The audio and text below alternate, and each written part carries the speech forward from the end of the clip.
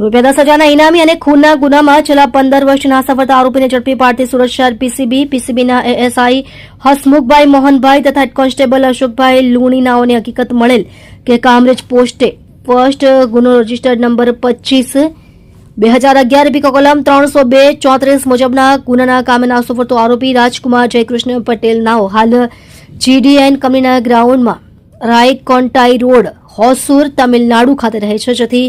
PCB PI Shri આર.એસ. Suvera નાઓએ મજકૂર આરોપી બાબતે ખાતરી તપાસ કરાવતા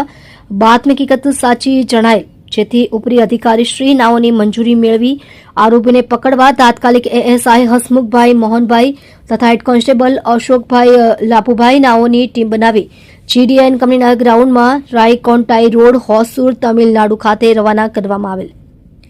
જે ટીમ દ્વારા આરોપી રાજકુમાર જયકૃષ્ણ પટેલ ઉંમર વર્ષ 40 રહે પંચોખર થાના ચોરાહત સિંધી મધ્યપ્રદેશ હાલ રહે જીડીએન કંપનીના ગ્રાઉન્ડમાં રાયકોન્ટાઈ રોડ હોસુર તમિલનાડુવાળાને દબોચી લેવામાં પીસીબીને સફળતા મળેલ છે. મજકૂર પકડાયેલ ઇસમની પૂછપરછ કરતા તેણે તથા તેના મિત્રો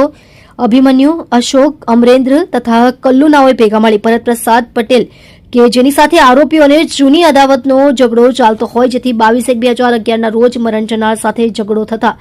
આરોપીઓએ માથાના ભાગે લોખંડનો પાઇપ મારીને મોત નિપજાવેલ હતું, જે ગુનામાં તેને વોન્ટેડ બતાવેલ હોય. ગુનામાં પોલીસ તેને શોધતી હોય, જેથી મજકૂર આરોપી તેના વતનથી પણ નાસી જઈ છત્તીસગઢ, હૈદરાબાદ, તમિલનાડુ, બેંગ્લોર વગેરે અલગ અલગ વિસ્તારોમાં ડ્રાઇવિંગ કામ કરતો હોવાની હકીકત જણાવેલ છે, જેથી આ બાબતે સુરત ગ્રામ્ય જિલ્લાના કામરેજ પોલીસ સ્ટેશન ખાતે ખાતરી કરાવતા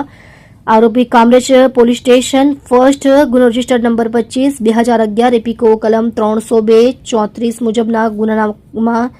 નાસ્તો ફરતો હોવાનું તેમજ મજકૂર આરોપીને પકડવા માટે